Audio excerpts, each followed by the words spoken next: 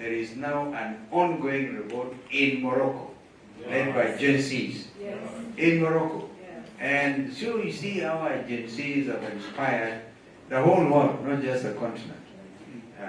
And they cannot believe what is going on. They have already shot dead 3 people in Morocco. The thing is across Morocco completely.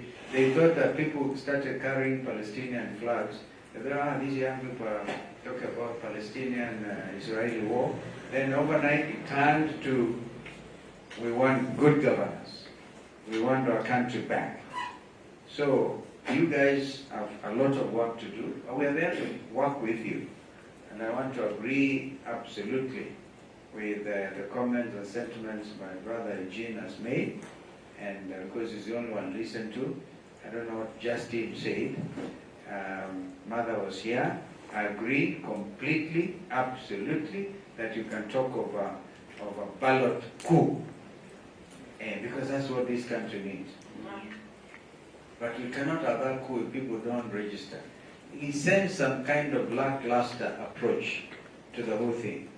Yesterday we were on a trail to Kitui through Machakos, and we could see that people want this change. But as we drove at a place called Katangi, I asked, where is the voter registration